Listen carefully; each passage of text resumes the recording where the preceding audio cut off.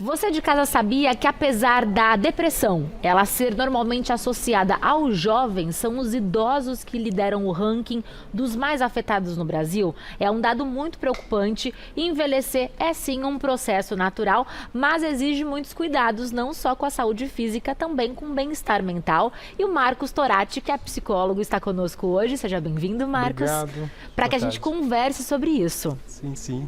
Estamos envelhecendo, cada vez mais, a população está vivendo mais e com isso as doenças emocionais, mentais surgem. Qual é a principal causa? A principal causa eu acho que tem relação com o processo de luto natural do envelhecimento, porque envelhecer significa perder. Perder colágeno, perder massa muscular, perder às vezes amizades, um sentido de vida, um propósito. Então, o envelhecimento é um momento que você se depara com uma série de perdas ao mesmo tempo. E uma das consequências disso é a depressão, né? Então, a depressão é um dos sintomas frequentes, né, no envelhecimento por conta dessa sucessão de perdas que se passa na terceira idade, né? E a ansiedade também acomete muitas pessoas na terceira idade. E a gente pensa, somos ansiosos porque temos uma vida muito agitada. Mas isso não é uma verdade, porque uma vida pacata também gera ansiedade? Gera, é um estresse. Existem dois tipos de estresse. O estresse tanto por excesso de estímulo, mas também o sedentarismo, o tédio também é estressante.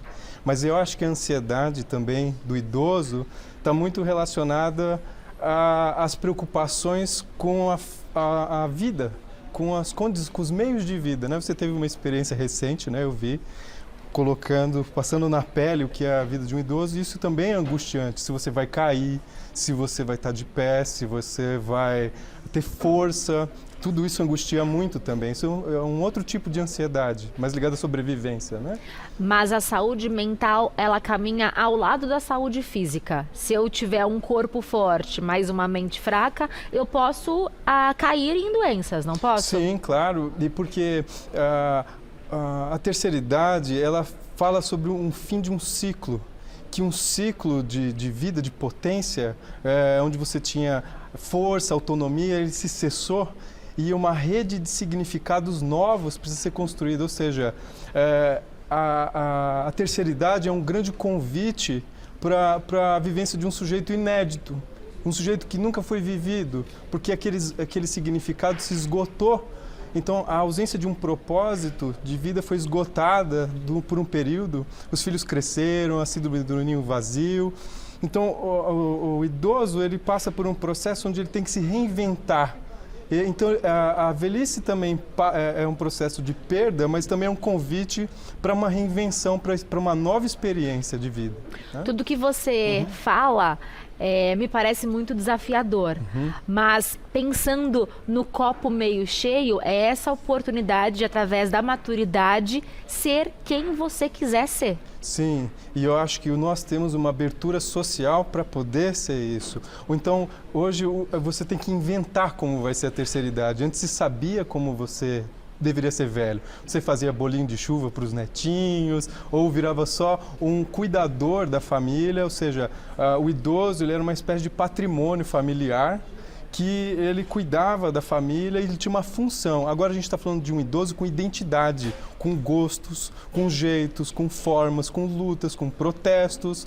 É a primeira geração que nós temos, hoje os sexagenários, vieram da década de 60. Então nós temos pessoas que têm uma consciência maior em termos de luta política, social. Então a gente tem idosos que lutam politicamente, coisas que não se tinham no passado. E que envelheceram melhor porque cuidaram também mais da saúde física. Sim, e porque temos muito mais apelos, né? Temos as campanhas de saúde contra o sedentarismo, o tabagismo. Esses temas eles vieram crescentes numa medicina mais preventiva do que curativa.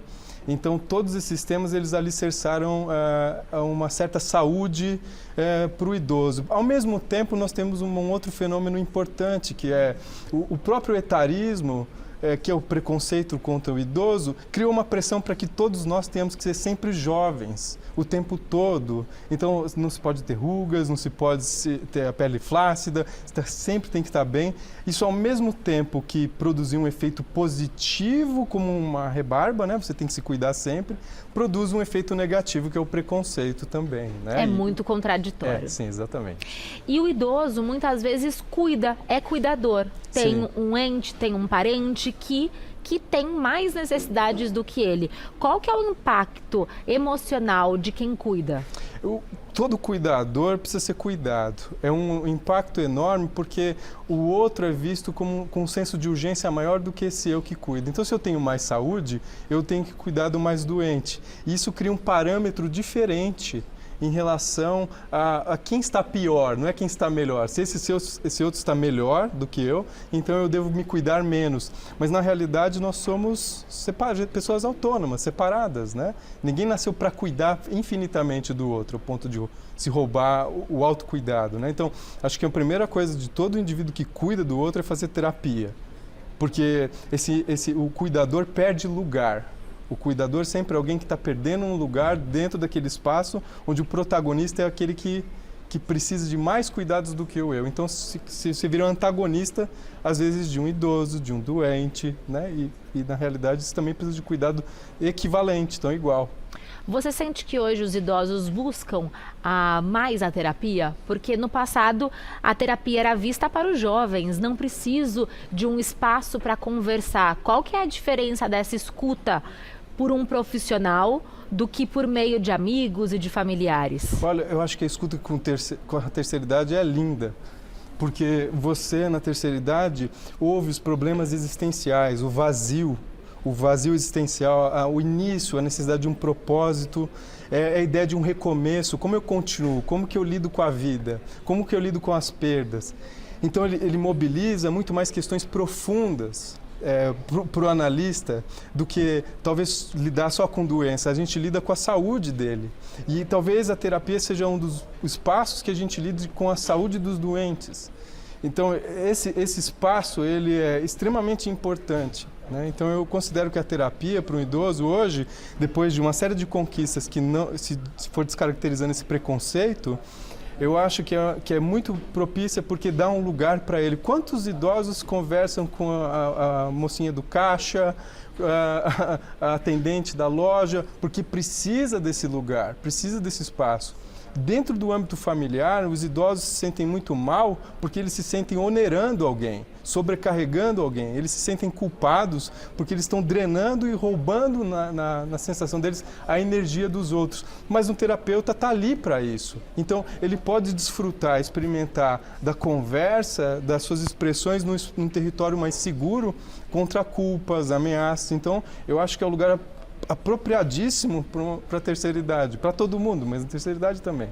Hoje, mais de uma vez no nosso bate-papo, você repetiu a palavra propósito. Uhum. Você acredita que encontrar um propósito na terceira idade é um dos caminhos para que a saúde mental ela tenha mais qualidade? Não tenho dúvida.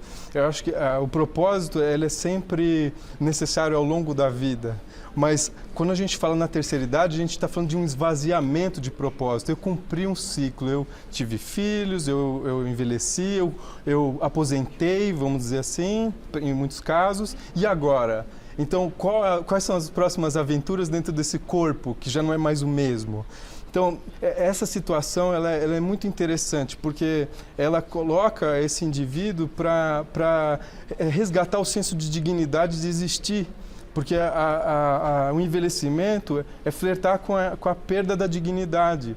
Então, aqui a gente ainda está falando de um indivíduo que ele vai lutar por uma dignidade, por uma vida digna, seja feliz. A vida tem que ser digna em todas as esferas dela, especialmente mais perto do fim, né? Onde a gente pode honrar o processo como um todo, né? Sem dúvida alguma. E aí, para tornar essa conversa prática, o Dr. Leandro Teles separou para a gente algumas dicas de como você pode acrescentar novos hábitos na terceira idade. Vamos conferir. É muito importante falar sobre saúde mental na terceira idade. Eu vou deixar 3 dicas muito importantes aqui. Primeiro é a questão da socialização. O isolamento social e a solidão são fatores de risco para a depressão e para o adoecimento mental no idoso. Então é importante manter a socialização. Em segundo, é muito importante correção de problemas sensoriais. Na terceira idade, é muito comum a visão ter uma perda, a audição ter uma perda, a parte motora também, ela pode ficar um pouco mais comprometida. Então é importante buscar recurso para tratar saúde oftalmológica, auditiva, às vezes aparelho, ou usar dispositivos para que o idoso possa ter uma boa mobilidade e ter mais qualidade de vida. Por fim, reconhecer os sintomas de depressão e de ansiedade no idoso. Às vezes a depressão no idoso ela é diferente. Às vezes ela vem com confusão mental, com alteração de apetite, às vezes ela vem com dores crônicas, com distúrbio de sono. Então é importante buscar ajuda do médico, do psicólogo, porque tem tratamento a depressão e a ansiedade no idoso. Fiquem essas dicas e esse debate da saúde mental na terceira idade. Doutor Leandro Teles, querido, sempre com a gente. Você encontra mais sobre ele no @neuroleandroteles. E o que ele falou é muito importante porque muitas vezes na terceira idade os transtornos não são medicados, não são tratados. Por que isso acontece? Isso acontece por vários fatores. Uma, porque as pessoas já entendem que esses sintomas podem ser sinais do próprio envelhecimento, de uma demência. Então é como se existisse assim uma perda de tecido neurológico. Então já começa a se dar a elaboração de uma finitude. Então isso são sintomas de envelhecimento, não são sintomas emocionais. Ou seja, são questões cognitivas, né? E não questões psicoemocionais. Então muitas vezes os familiares não se atentam a isso porque justamente acham que são questões realmente se levar puramente no médico e ele vai medicar isso, ou para tomar algum tipo de medicamento contra a perda de neurônios, mas no fundo às vezes o idoso está triste com o estilo de vida que ele está tendo. E eu vejo um tema extremamente importante, né, que é a violência contra o idoso. E a omissão contra ele, porque isso também faz parte, e muitos idosos não reclamam por isso, porque eles se sentem que eles já são um fardo ali dentro, então eles podem ficar calados e sofrer em silêncio. É preferível ter um cuidado ruim do que não ter cuidado algum, afinal eu já estou dando trabalho demais. Então a gente não pode se iludir com certos idosos que não se queixam, que não reclamam, e entender que eles estão bem. Às vezes o idoso está sofrendo calado e ele só não quer produzir um transtorno porque ele já se sente um. Eu li um dado muito forte, que a cada 6 idosos, sofre algum tipo de violência. Sim, exatamente. E ele sofre muitas vezes calado, em silêncio, e ele não tem para quem recorrer, e quando recorre, muitas vezes outras pessoas podem anular essa narrativa, dizendo ele está senil, ele não sabe o que ele está dizendo exatamente. E né? qualidade de vida até o fim da vida. Sim, até o fim. Não tem prazo de validade. Agora não importa, isso faz parte da idade. Não faz. Sim, hoje a gente tem que inventar a vida o tempo todo, né? A dignidade dela. Inventar e reinventar. Isso, exatamente. Prazer recebê-lo mais uma vez. Muito obrigada. E você encontra mais informações no @MarcosTorati. @MarcosTorati. Volte sempre. Obrigado. É sempre muito gostoso conversar com você. Agradeço, igualmente.